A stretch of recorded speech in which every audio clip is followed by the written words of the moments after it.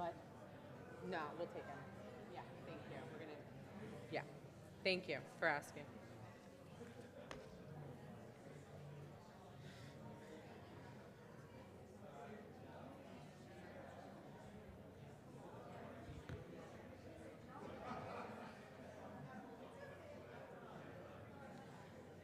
Good evening. So glad to see all of you this evening here for this wonderful program as we honor today Yom HaAtzmaut, the 77th year of Israel's independence as a Jewish state. And what a pleasure to gather here in our beautiful chapel and to welcome Dr. Ken Stein of the Center for Israel Education. But before we begin our program, I wanted us to just take a moment to begin in prayer, to reflect on the moment in which we find ourselves as we have observed Yom HaZikaron, Israel's Day of Memorial. We think of all of those who've given their lives in the defense of a strong state of Israel. We think of all of those lives that we have lost over the course of our history, and most recently over the past 2 years, since October 7th.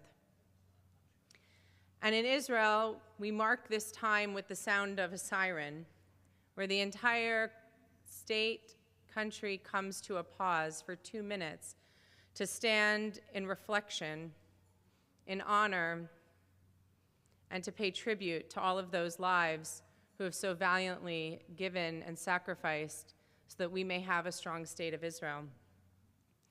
And then at just the click of the clock, it turns to Yom HaAtzmaut, to a day of celebration, as we are so grateful and blessed to have this miraculous state.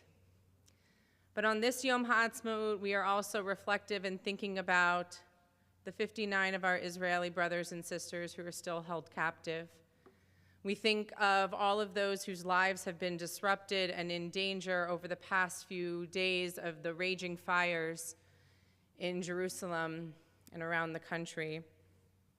We think of all of those lives who've been impacted, but we also take a moment, or a few moments, to remember and to honor the incredible achievements and triumphs that we as Am Yisrael experience by having this incredible place to call our own spiritual homeland. And so we'll begin with a prayer. Avinu Shabashamayim Tzor Yisrael v'Goalo, Varech et Medinat Yisrael, Reshit Tzmichat Geulatenu. O Heavenly One, Rock and Redeemer of Israel, bless the people and the state of Israel with your Sukkot Shalom, your shelter of peace.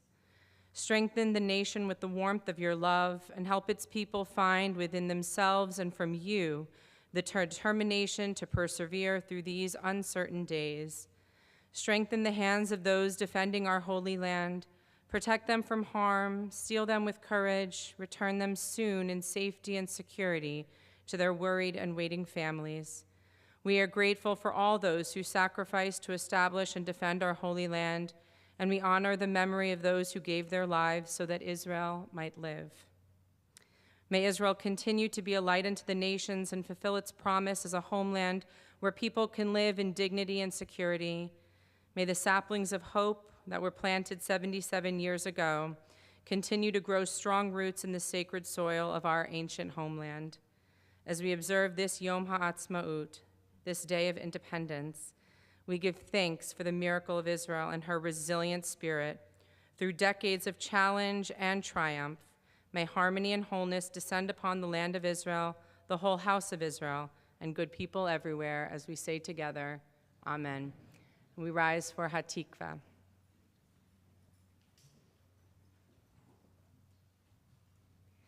Please join me. Kolod baleva penima, nefesh Yehudi homia, ufatei mizrach kadima, ayin letzion Sophia, Olo avda tikvateinu, התקווה בת שנות 2000 להיות עם חופשי בארצנו ארץ ציון וירושלים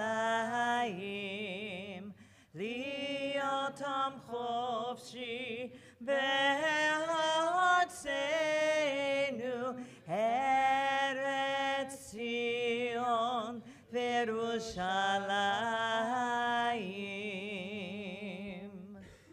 Beautiful. Thank you. Please be seated.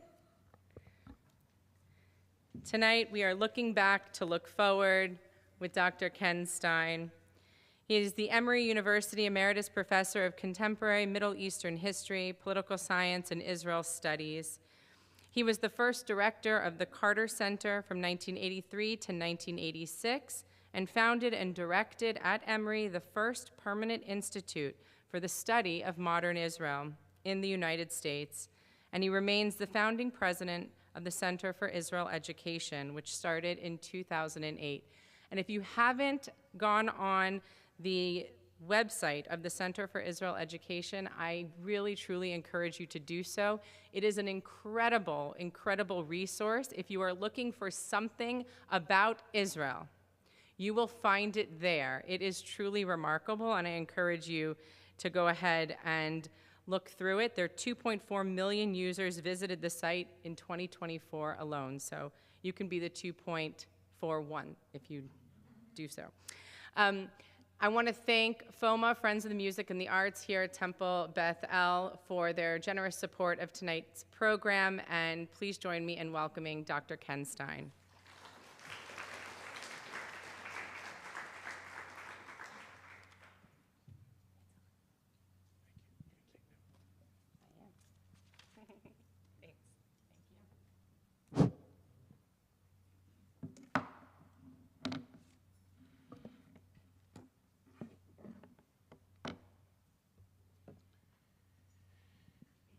Good evening.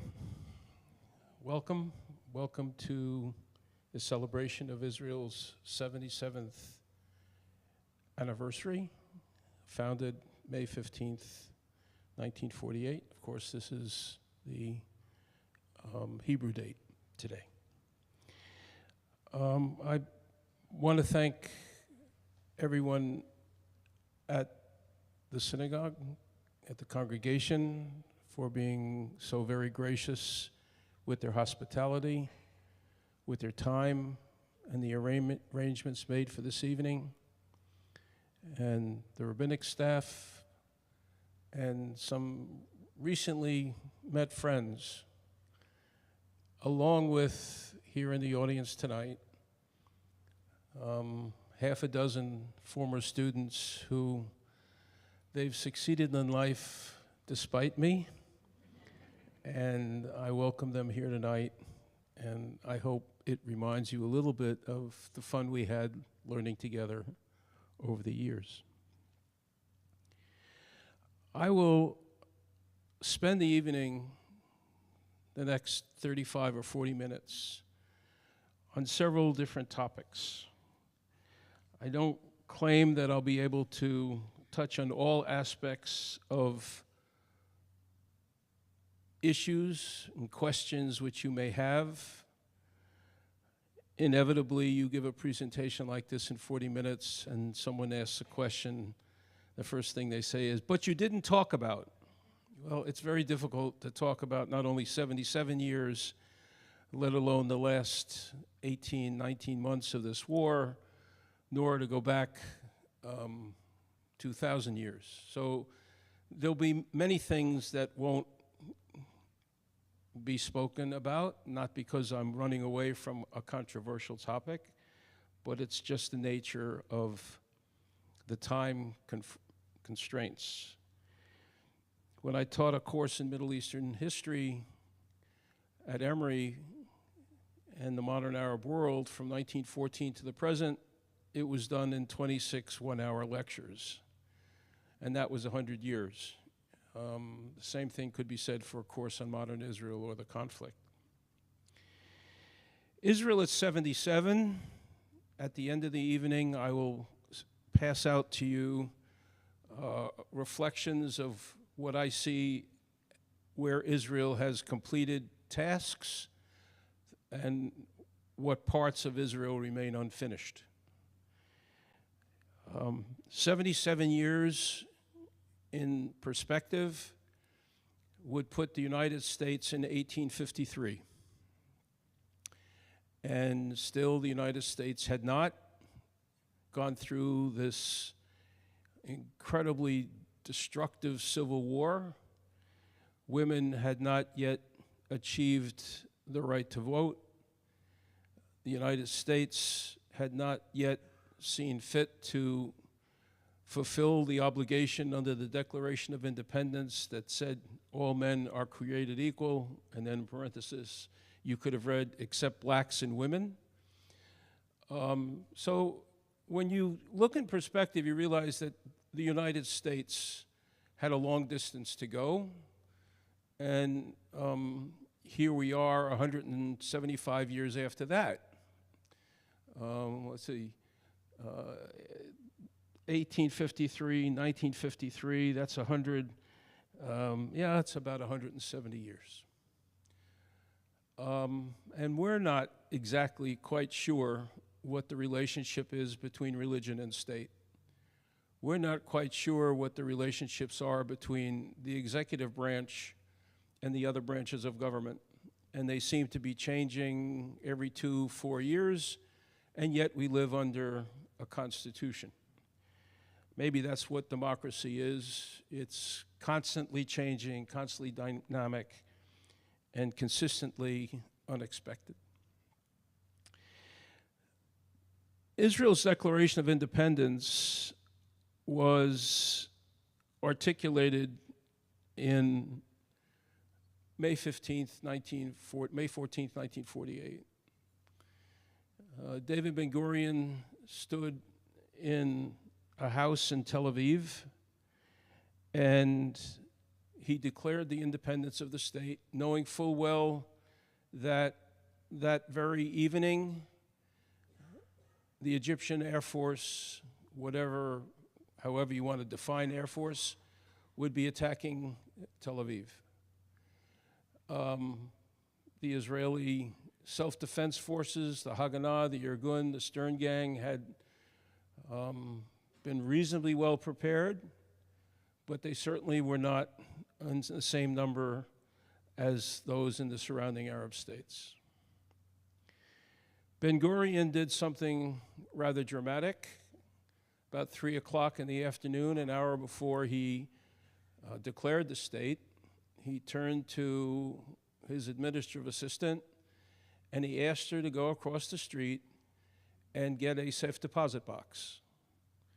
And he signed for the safe deposit box, and he said to her, when I finish reading the Declaration of Independence, we have to put the Declaration in the safe deposit box because I'm not quite sure what's going to happen this evening.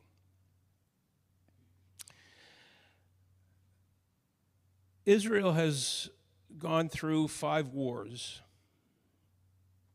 48, 67, I may not be counting 56, 67, 73, the Lebanon War, and I'm counting as one war the Hamas-Israel encounters that began in 2007, 8, and 9, and this is the 5th one.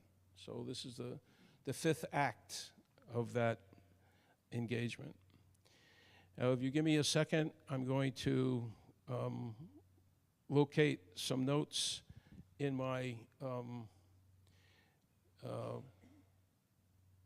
iPad. And maybe in the meantime, I can do this from my phone, which might be even easier.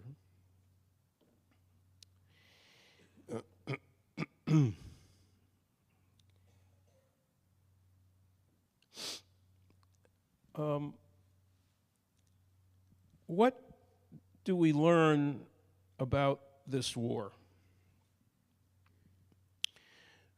And why is it different than previous conflicts in which Israel has engaged.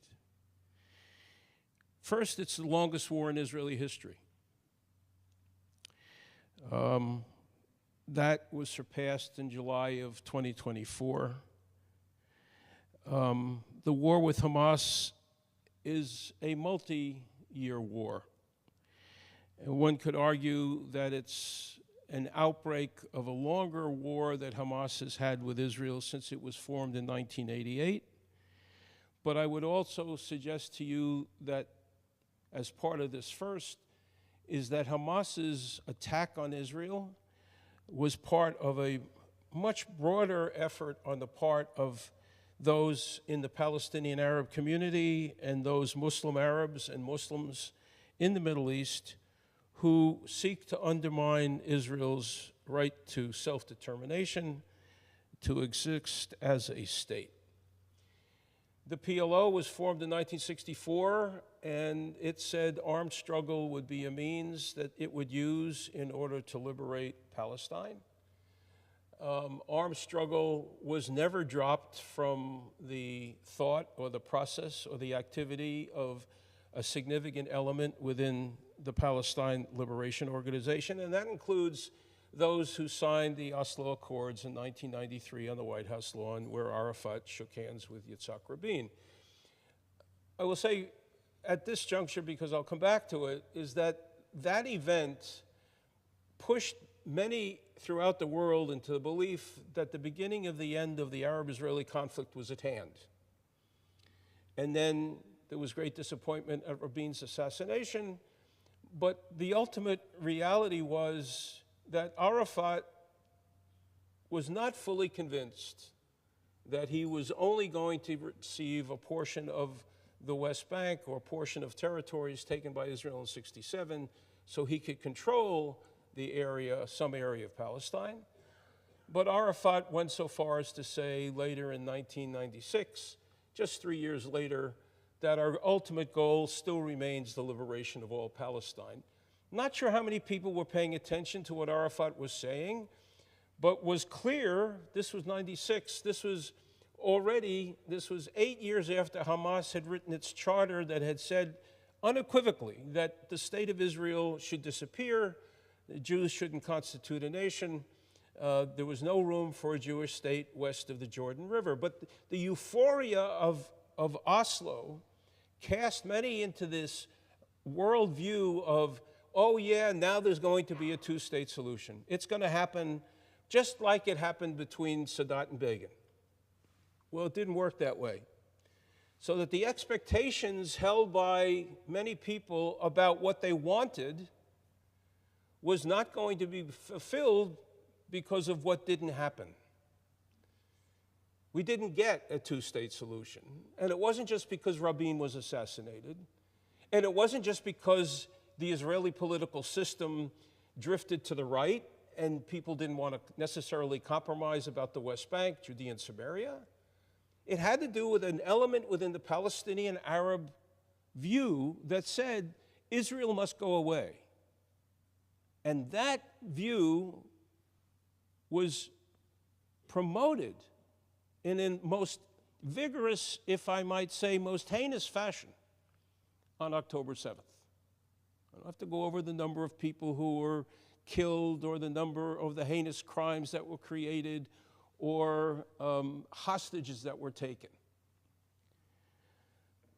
But I think it's fair to say that this war is the longest war, and we don't know necessarily if it's going to end. Maybe this is a war of attrition that just goes without end. Can we comprehend in the West the notion that a war doesn't have a conclusion? Can we comprehend that perhaps there are individuals who don't want to see negotiations reach a conclusion, but they negotiate not to reach a conclusion? So it's not only the longest war, but it's the longest negotiation for hostages that were taken in the Arab-Israeli conflict. Secondly, This war is taking place on Israeli soil, pre-67 Israeli soil. It's the first time massive numbers of Israeli hostages were taken. I understand Gilad Shalit. I understand those individuals who were taken hostage previously.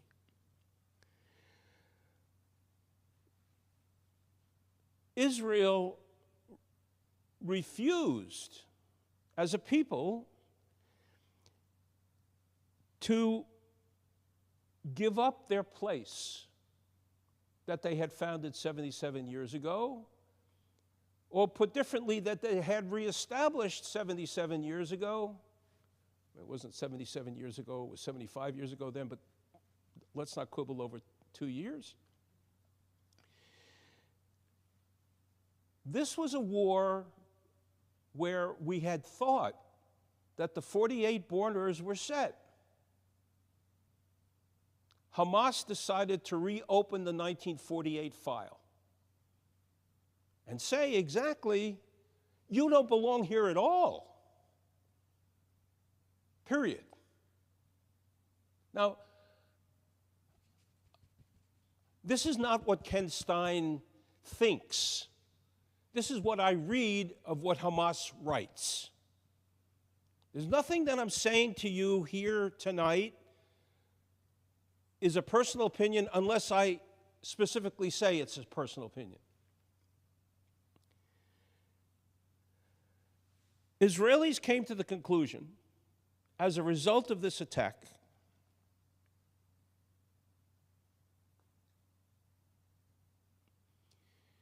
that they were highly vulnerable, and the victimization of the Jewish people, not just the state of Israel, but the victimization of Jews was taking place not only in the land of Israel, but was taking place elsewhere. Now, victimization can be variously defined. You can argue, well, if you happen to be a woman and you happen to be raped or you happen to be pregnant and you were attacked near Oz on October 7th, that's a lot different than students marching across U.S. campuses and saying from the river to the sea. It's a different degree of victimization. I understand that. I'm not making a moral equivalent here. But the notion that Hamas attacked Israel and then the outpouring against Israel didn't stay in the Middle East. It was articulated, vocalized on campuses, in public school curriculum, in the public space. The reality as a first for world Jewry was, and please accept my distinction for a moment, Israel could be accepted as a state. More specifically, Israel could be recognized as a state. But Jews were not accepted as a people, deserving a state. Now, whether people understood that who got on campuses wherever they were as they marched across campuses and said what they said, whether they did or did not understand what river and what sea they were talking about, the point of my remark here is that anti-Semitism reemerged in a pretty vigorous fashion. Has it subsided? To some degree. Had anti-Semitism begun to increase across the world over the last 3 to 5 years? Sure. Any of the statistics from ADL and AJC will prove that. You don't need Ken Stein to give that to you. A third first from this war. This was the first war that took place where 6 Arab states had recognized Israel diplomatically. And those relationships didn't break. They bent, but they didn't break. Each Arab state managed its relationship with Israel because national interests dominated their objectives.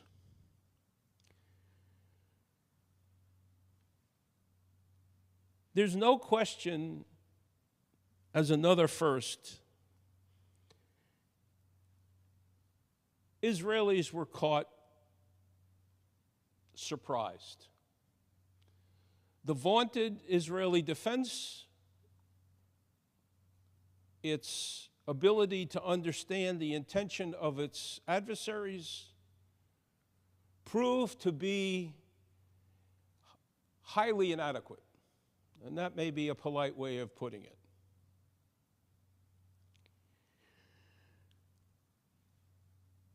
I believe most Israelis and most American Jews, or most people throughout the world, did not understand the deep-seated animosities that Hamas had for Israel, or realized just how supportive a Middle Eastern country was in seeing Israel's destruction through its insurgencies, through its clients, Iran, Hezbollah, Iran, Hamas, just to name two.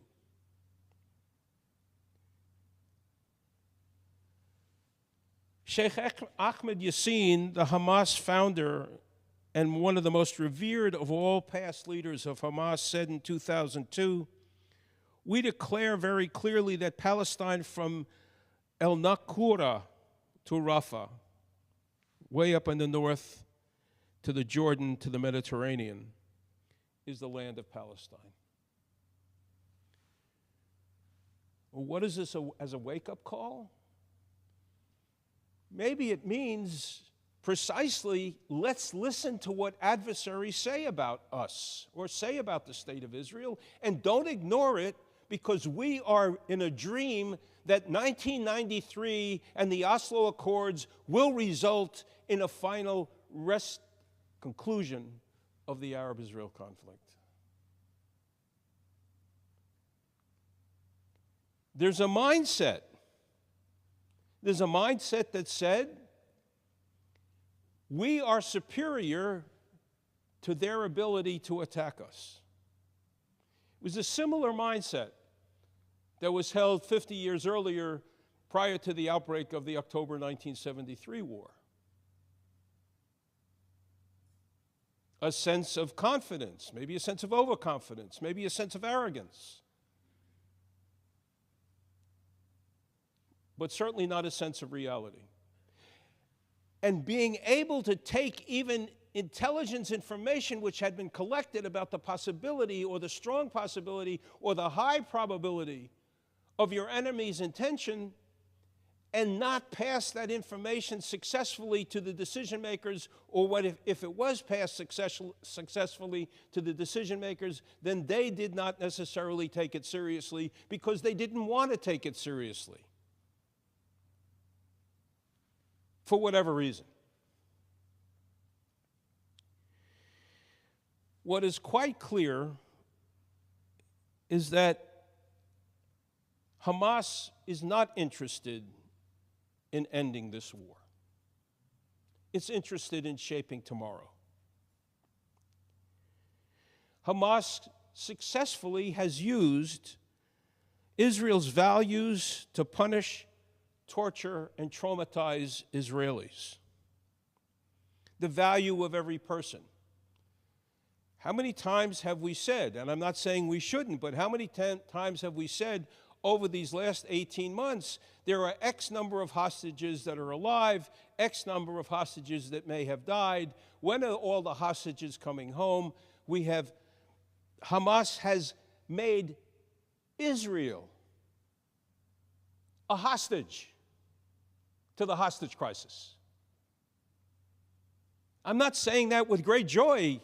I may be smiling, but I'm not saying it with great joy. It has successfully used Israeli values, that every person matters.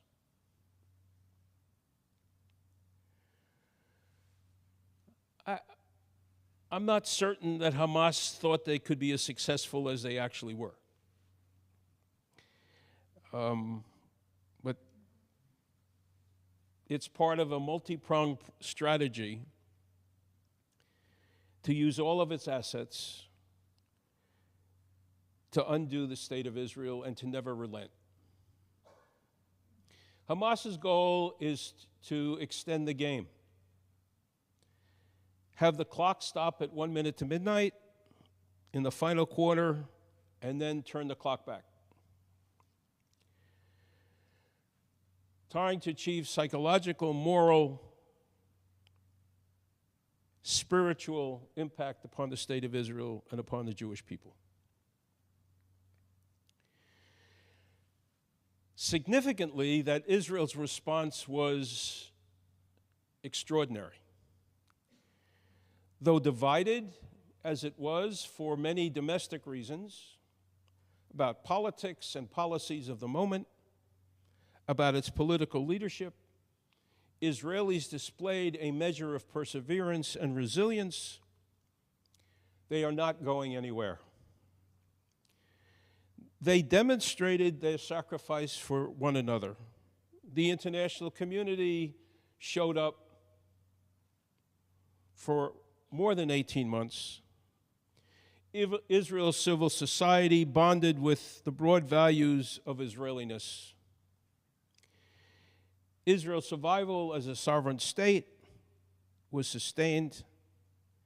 Self-determination was hallowed and was followed. And Israelis were successful in showing to the world that it was not only standing up for Israel's right to exist as a state and as a free people in its ancient homeland, but Israel was able to express to democracies and those who believed in democratic values, liberty, and freedom, that Israel was this bulwark in the Middle East that was doing that. Why else would Europe and the United States put their hands up and say, this is evil, and we're going to support you? No U.S. president ever flew to Israel in the middle of a war. 2 aircraft carrier groups show up on the Eastern Mediterranean.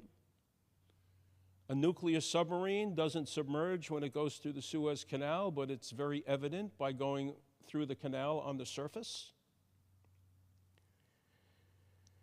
And then twice in 2024, when Iran tries to mess around with Israel and Israelis by sending drones or missiles, twice the United States, the Europeans, Jordan and Saudi Arabia join in pushing back, because fearful of what Iran might provide. There is a fear in the Middle East about Iranian toxic ideology. Jordan, Egypt, Saudi Arabia, the Arabian Accord states feel the same way. Can Iran be defeated? Probably not. I think Iran probably is more interested in keeping a battle open with Israel than it is necessarily putting on the same level of priority providing for the Palestinians a state, because if the Palestinians receive a state at some future point, that means they negotiated something with the Israelis, and then Israel continues to exist. This idea that Israel doesn't belong became part and suffused into Iranian ideology after the fall of the Shah in 1979. And it's grown very slowly, but very perceptibly throughout the region.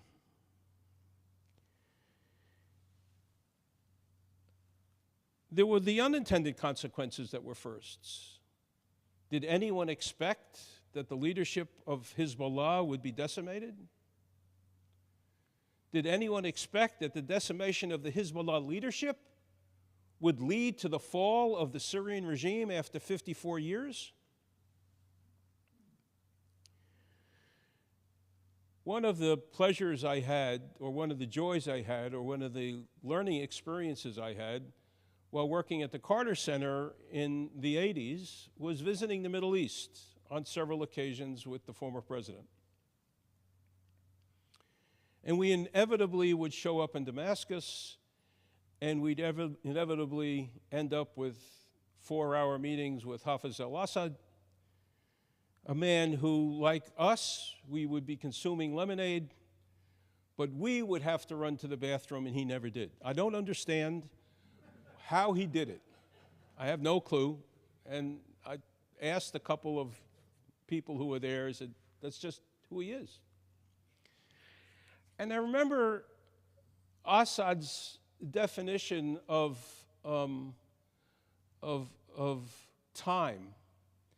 Assad, of course, never embraced the state of Israel. He toyed with the idea of maybe negotiating, maybe not, but he really didn't accept the reality that Jordan, the Palestinians, and Israelis really deserve to live in this land south of Syria because he believed this to be part of greater Syria.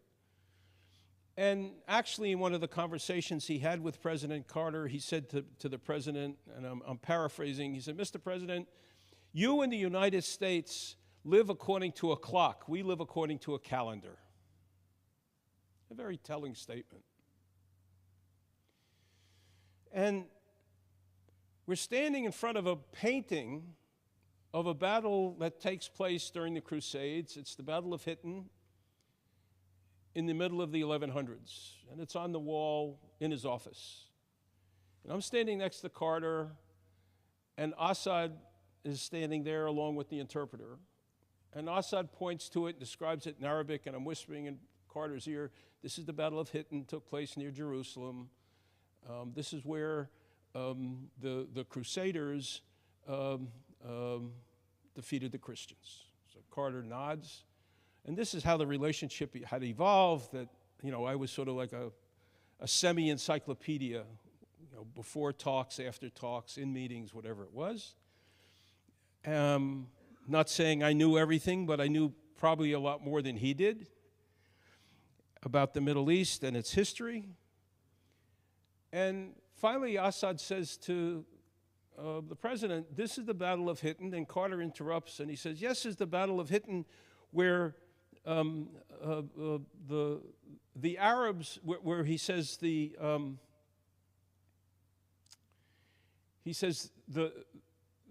Crusaders were defeated. And Assad looks at Carter and said, no, Mr. President, this is where the Arabs defeated the West.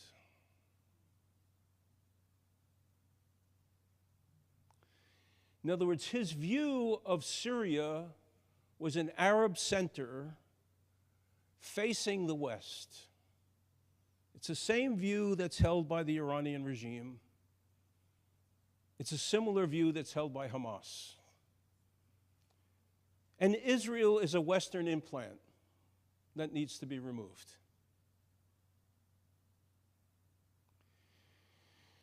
It's not a pleasant thought to talk about on Israel's Independence Day, but I believe it is very accurate. And also another first from this war, there begins to be some writing in Arabic newspapers that begins to talk about we have to acknowledge that the changes that have taken place in the Middle East over the last 100 years isn't just because the West came and divided the Middle East into nation states or states after World War I. And it's not because of colonialism, and it's not because of Zionism. And we have used these three excuses for a very long time. Why don't we just recognize that we have failed as individuals in our states to build allegiances to the state rather than allegiances to ethnic group and sectarian groups? This was written by a very prominent Egyptian writer, Abdul Monem Said, in December, in which he decries the blame of what the problems of the Middle East are on others or other events. Now, has that thought taken root? I don't think so. But I had never seen it before, reading 1 or 2 Arabic newspapers a week for a very long time. Israel suffered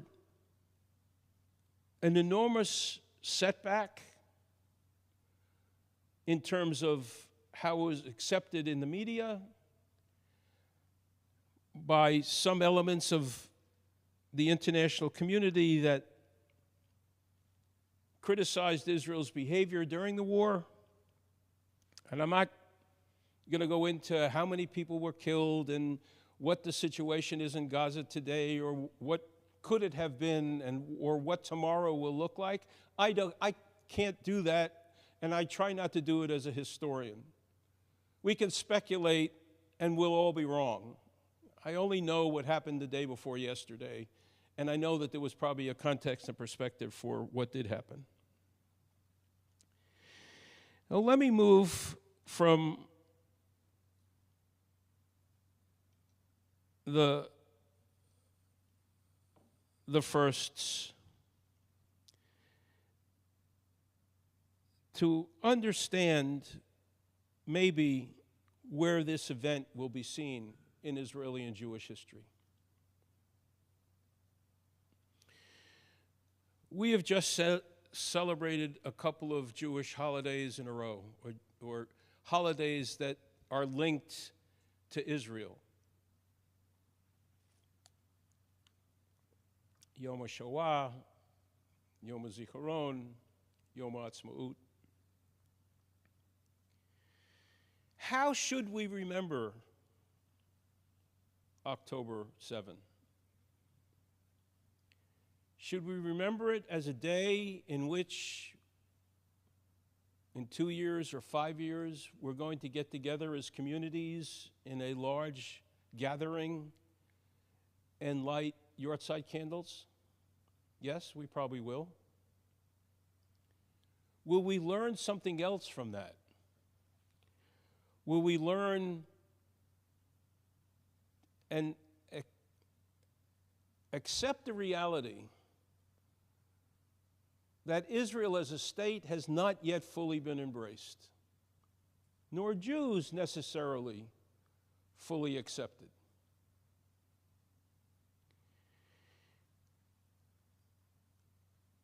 How do we know that this event is a turning point in Israeli history? Well, we don't, because we're living through it, and we won't know for 5 or 7 or 10 or even 25 years from now.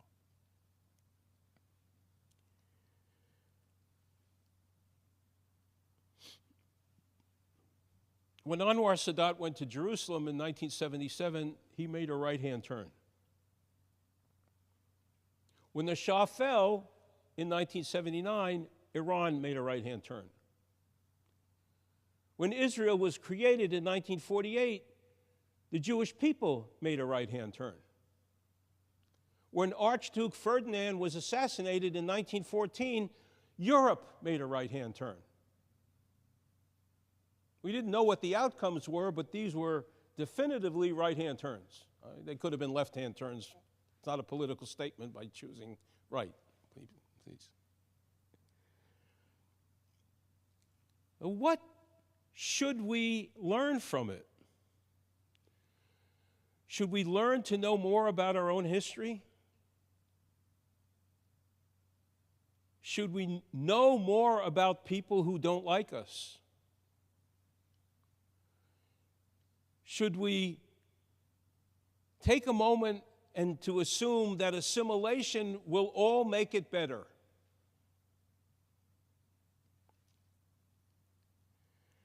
How do we internalize an event like the Shoah? We turn it into a learning moment, Yes. But do we take it, turn it into a learning moment that then dominates our understanding of who we are as we raise our children?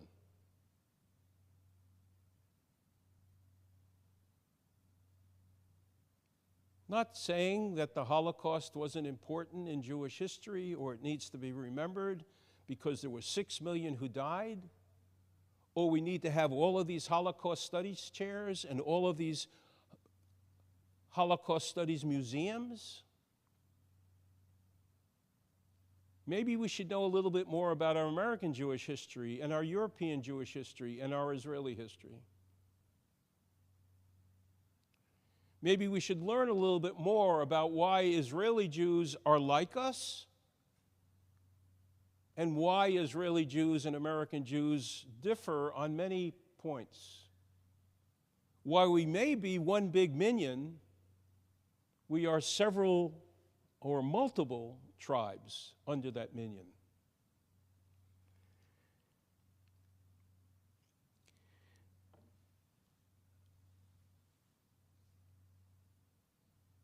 What next in Israeli domestic and foreign policy? I don't think the Israeli political system is going to change a great deal. I think you will have pulls and tugs between different institutions that are part of Israeli governance.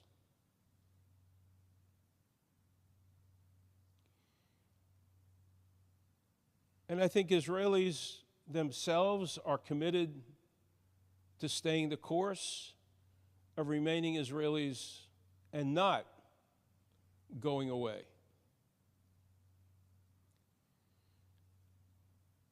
I want to say it again because I think it's really worth saying.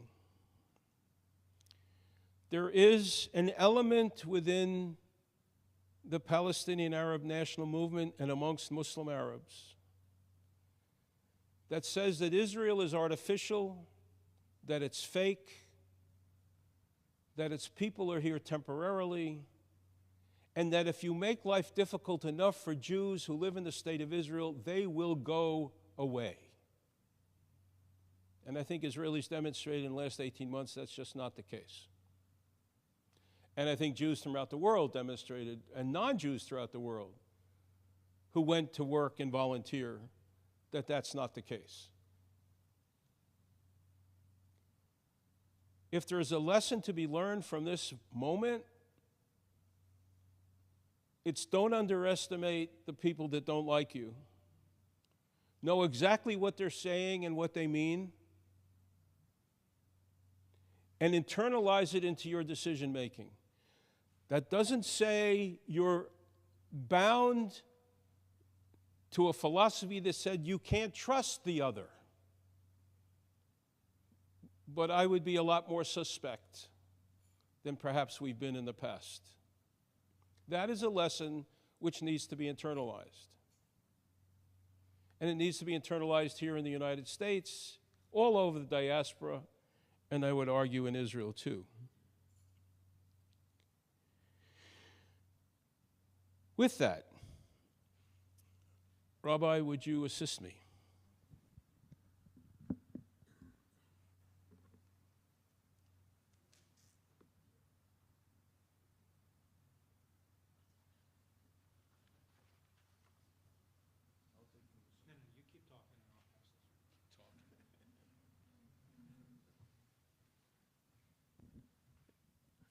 It's a hell of an instruction when a rabbi says, keep talking.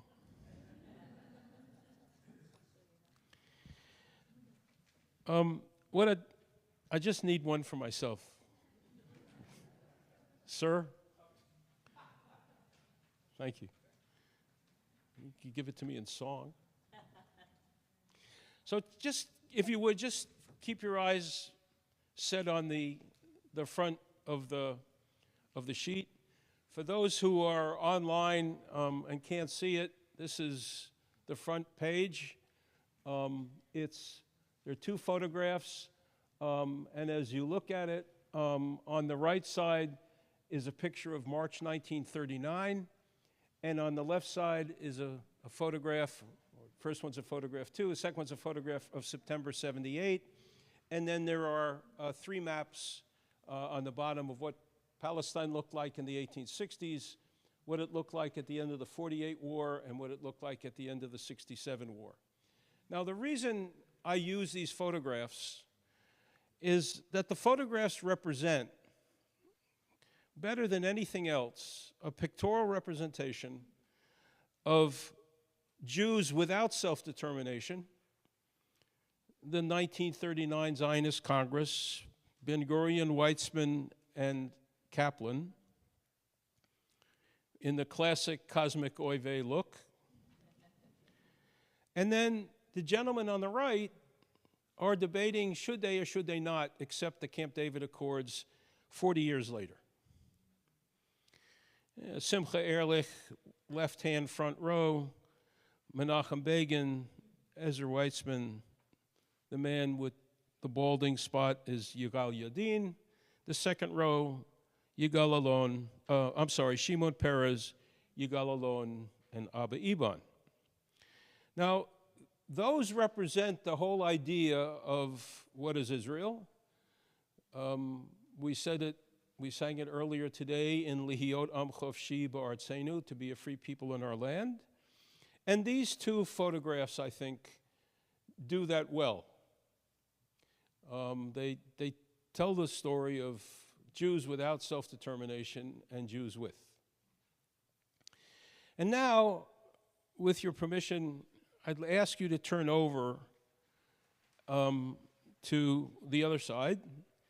And this is Ken Stein's summation. Maybe I've got some of it wrong. Maybe some of it is correct.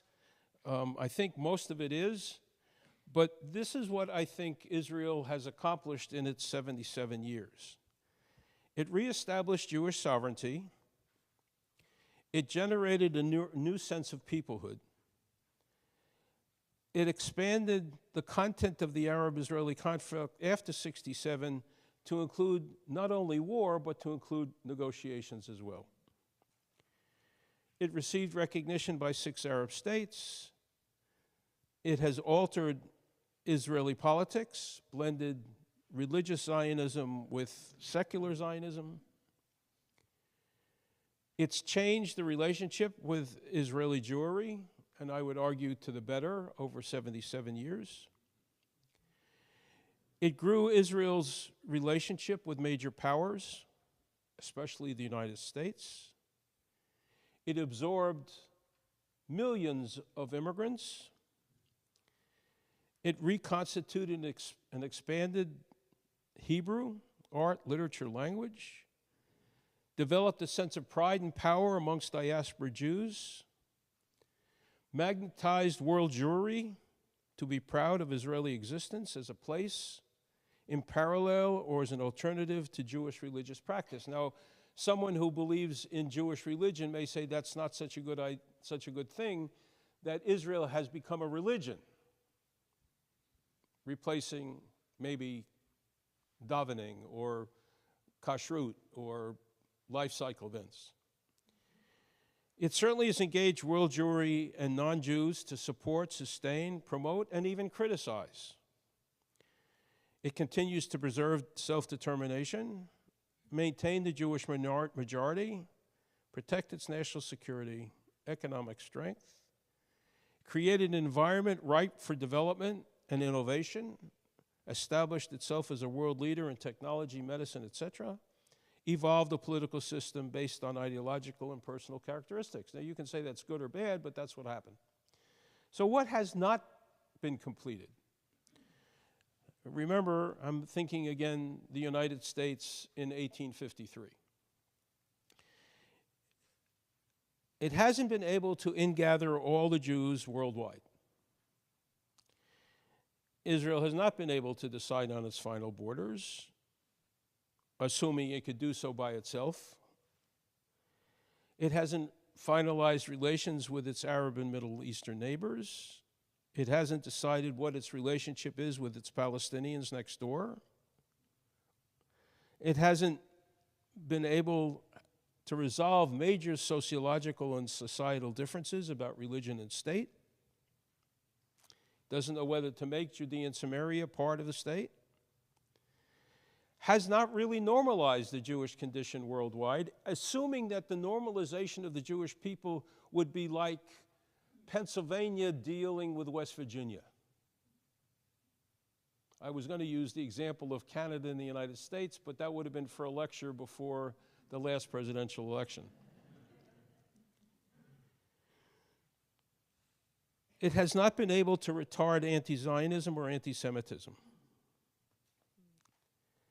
It has not been able to explain that diaspora Jewry are different than Jews inside Israel, differences that can be accepted, not jettisoned. I don't think Israelis, particularly after October 7th, can feel that they're absolutely secure within their state, but they certainly have reinvigorated or restated their deterrence. It has not been able to provide for its citizens a constant sense of peace, safety, and economic security. And it hasn't stemmed the tide of distancing, however that's defined. And I'm conclude by saying it has not been able to teach that Israel's success is not just due to what happened to Jews between 39 and 45. Israel's success is because what people decided to do in the 1840s, 50s, and 60s. By taking destiny into their own hands, by intervening in history. Israeli history is not just lachrymose, how bad is it, how precarious our world is. Israel is about its ethics, its values, and what's behind the curtain behind me. And sometimes we forget what's in the curtain behind me. With that, I would be delighted to take questions as long as they're in the form of a question, and as long as you can articulate the question in 20 words or less. 20 words or less. All right? Is that fair? That way I can answer questions. I'll get to anyone whose hand is up. Is that fair? Because I won't go on and drown on with a question and then I'll answer it for 5 minutes. I'll try and be brief with my responses as well. So if those are the ground rules, please go ahead, sir. Thank you very much. Speak into the mic, sir. So my issue is about the concept now that there seems to be great pressure, anti-Semitism as opposed to anti-Hamas in the zeitgeist. In the zeitgeist, whatever that word is, in the air. There seems to be great issue with going against anti-Semitism on campus, and this whole issue is focusing on anti-Semitism and not anti-Hamas or anti... and the question is, why? Why, or does that help, or... I mean, or hurt? The simple answer would be people know more about what is anti-Semitism and what it means to be anti-Jewish, or how do you express it, than people know about Hamas. I mean, it's just a matter of knowledge and precedent. I mean, most people don't know what Hamas stands for. And they're maybe too lazy to learn. I mean, we respond to event based on what is in our knowledge bank. And what isn't? That's the only answer I can give you. No, I'm an academic, so I'm not talking about prejudice. Yes, sir. Gentleman there, please. Yeah. Thank you. You mentioned about understanding Hamas and our enemy, but you never mentioned that Hamas, in their own words, are inspired by the Quran and the Islam religion. As a matter of fact, their constitution, so to speak, starts with a paragraph of Jews hiding behind trees. Please kill them. Yeah, I spoke about the Hamas charter. I did say 1988 in the Hamas You Charter. didn't talk about the religion, Islam. Well, okay, I told you someone would ask a question about you didn't talk about, and thank you very much for fulfilling my expectation.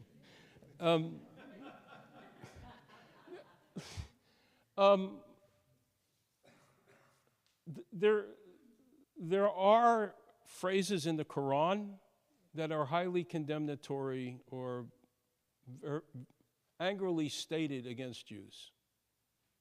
No question.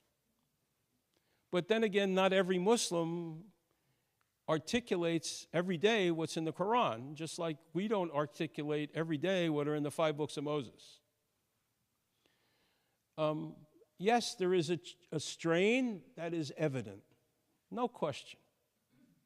And Hamas talks about it in its remarks. And on the website, in the describing the Hamas Charter, or describing what Hamas leaders have said, they specifically make reference to Islamic injunction. It's there. Just, I only have 40 minutes. I'm sorry, but I don't discount it. I don't discount it at all.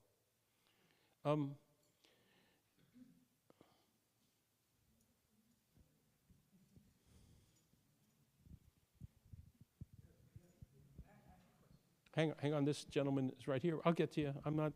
Your comment. There's wine outside. I'm not going anywhere. Do you see this as something like the Crusades, which lasted for hundreds of years, and like the 100 Years' War in Europe? It's a good question. It's a very good question. If we believe what Assad said, that we judge history by a calendar and not a clock, I can also say with certitude that there have been times in the last 18 months when Israel has been described as the modern crusader occupant. It's a direct analogy that, we'll wait until they defeat themselves, or we wait until we get military parity, or Israel's regularly referred to in newspapers as the occupying state or the occupant state. And they're not talking about the West Bank and Gaza, or the West Bank or Jerusalem. They're talking about not just Judea and Samaria, but everything west of the Jordan River. And that's on a daily basis.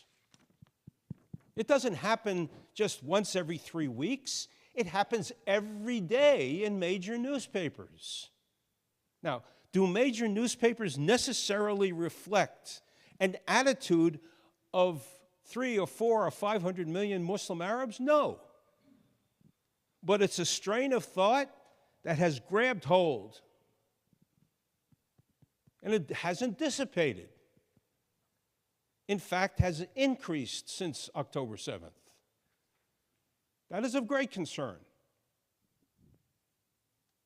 Particularly when populations are, half the population is below the age of 30. And they're getting it through TikTok or Instagram or whatever social media platform they may be on. That is being entered into the body politic. Just like it is amongst people in the United States who read these platforms and get their information more from Instagram than they do from CNN or Fox or whatever. It could be. Israel, let me finish it with this. Israel may be in a prolonged war of attrition that will only have pauses and may not have a conclusion and will outlast my life. That's tough to grasp. Well, thank you, Rabbi. Yes, please, ma'am. How could we begin to counteract what seems like a massive and brilliant propaganda war that has been launched worldwide in a world with the internet and now artificial intelligence. What hope is there of countering that? About as much hope as there is about me winning the lottery. I don't mean to be glib. I think a major issue, this major problem of messaging, how people are told a story, can only be tackled one small bit at a time by telling our story, by knowing our story, by believing that the state of Israel has every right to exist and don't question it, because the evidence is irrefutable.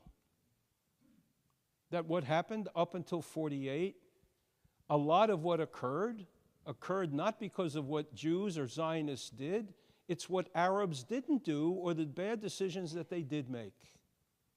If Nasser hadn't gone to war in 67, if Nasser hadn't put his troops in Sinai, if Nasser hadn't sent out the United Nations, Israel would not have been threatened, Israel would not have preemptively struck, Israel would not have taken territories that increased its size threefold, that made Sadat then go to Jerusalem because he wanted his Sinai back. Bad decision by Nasser.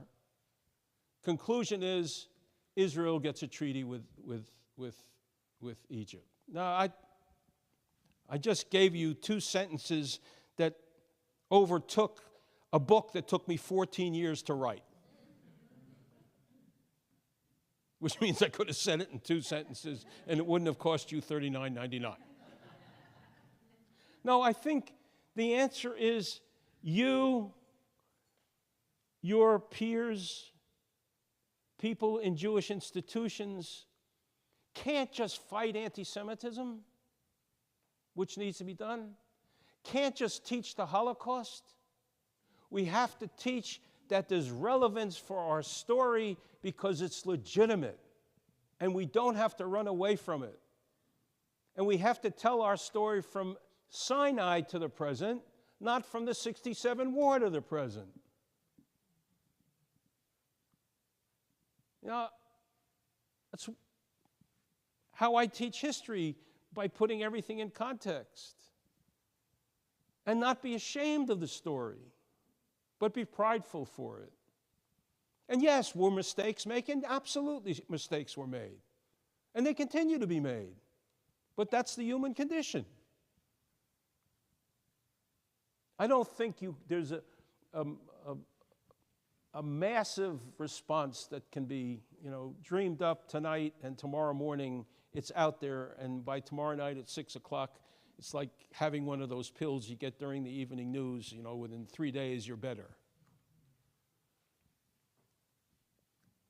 I don't know where that came from. Yes. Hang on. I wanted to get a sense of President Carter in the early 2000s when they had the elections in Gaza. Yeah. And what his perspective on was Hamas, particularly since he was monitoring the elections and advocating that this was a truly democratic event that was a first for the Gazans. Well, I'm not here to defend Jimmy Carter, but I have to say that our Secretary of State at the time said that the election should go forward, and she was a Republican. As you probably know, I've sort of followed Carter's life pretty closely, and Carter was one of many world politicians that embraced Hamas as a viable political interlocutor for the state of Israel. And he said that for the first time in 2003. And if you want to know every time he said it, or as many times as I could find that he said it, if you go to the Israel.org, israeled.org website, and you hit the Hamas references on the homepage, There's a whole collection of Jimmy Carter's embrace of Hamas. And there's also an embrace of other politicians at the time who were more consumed with, if we go to negotiations, Hamas will change its political outlook. Really? See, that is a mistake that believes that someone who participates in a political process can have their ideology amended, corrected, or undone simply because they're now part of a political process. It's the same fallacy that holds that says if you put money in people's pockets, you can decrease their antagonism toward you. If you allow Palestinians from Gaza to work inside pre-67 Israel,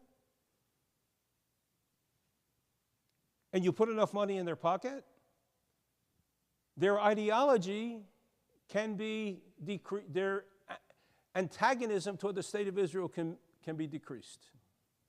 That proved to be incorrect assumption on the part of Israel. By the way, it was the same assumption that the Labor Party had about dealing with the Arabs in Palestine in the 1930s. If we make their lives better, they will accept us.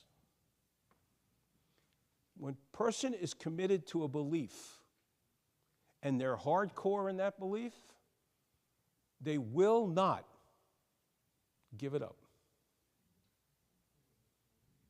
They won't give it up. We're going to take one last question, and we'll send it over this way, and we can continue the conversation over yummies afterward. Thank you, first of all, for your presentation.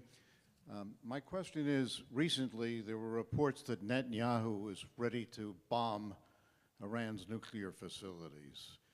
Can Israel survive with a nuclear Iran?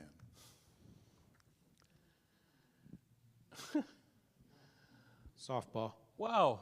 I mean, even with the Torah behind me, I don't have a crystal ball. It's a great question, but how can I possibly answer it with any reasonable expectation that what I have to say is accurate? If you know that someone wants to kill you, then you have to prevent that person from wanting to kill you. And maybe it's not just dropping something, maybe it's undermining something or doing whatever it takes to prolong the acquisition of the ability. There's been discussion about Israel's attacking Iran for more than a decade. I don't know enough about bomb busters and distances and how it happens militarily. You gotta read the stuff that's done by people who know that detail. I'm not the guy. You know, if the Iranian government were to fall, which is highly unlikely, because why would the ruling regime want to give up access to $35 or $40 billion a year in petro wealth? Who wants to? I wouldn't. I'd maintain whatever ideology I could in order to keep the coffers and my domestic and foreign policy going. Are the Iranian people suffering? Yeah, they are. Their economy's in dreadful shape.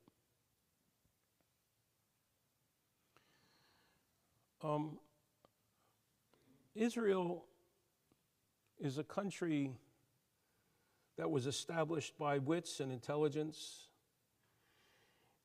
and a highly efficacious intelligence service, and took risks to protect the state because it knows that its existence in the Middle East can be tolerated, but not fully, as I said earlier, fully accepted. Iran does not want to give up the idea that the land west of the Jordan River is Muslim land. Don't want to.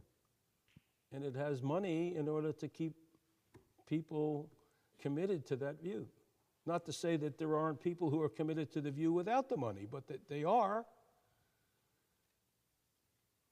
This is maybe 100 years war. It may be a 200 years war. And it's very difficult for us raised in Western societies to accept the notion that problems can't be solved. It's very, very difficult. It runs counter to behavior, it runs counter to how we've been educated. You know, two sides to negotiate, to reach a conclusion, and then they go away and, you know, they don't disturb each other. That may not be possible in this particular situation. I'm sad to say.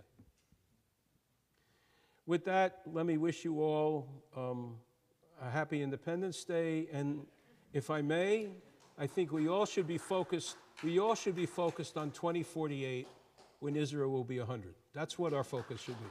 Halavai. Many thanks to Ken Stein for being with us and for helping us understand a little bit more about the complexities of this conflict. When someone celebrates a birthday, what is customary for others to do? You can sing, but generally speaking, when someone you love celebrates a birthday, you give them a gift. Isn't that right? How can you give a gift to the state of Israel on the occasion of its 77th birthday? Vote in the elections for the World Zionist Congress. Raise your hand if you have voted in the elections for the World Zionist Congress. Mazel tov, you have already given the state of Israel a gift. If you have not yet voted in the elections for the World Zionist Congress, do not leave the hallowed halls of Temple Beth El tonight until you do. This is the gift you will give to the state of Israel on its 77th birthday.